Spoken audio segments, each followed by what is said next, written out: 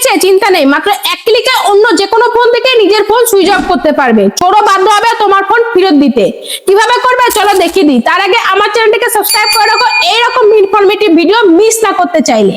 এর জন্য সবথেকে প্রথমে সেটিং অ্যাপটা ওপেন করবে। ওপেন করার পর একটু স্ক্রল করে নিচের দিকে যাবে। এখন এখান থেকে গুগল এই অপশনটার উপর প্রেস করো।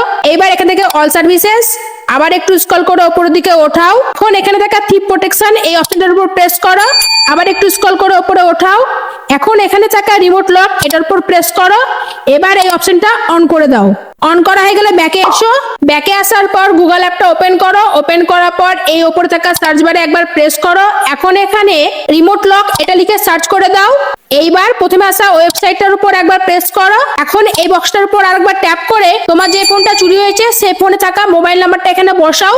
বসানোর পর জাস্ট এই নিচে থাকা অপশন লক ডিভাইস এটার উপর তুমি যে প্রেস করবে তোমার ফোনটা সঙ্গে সঙ্গে অটোমেটিক সুইচ অফ হয়ে যাবে।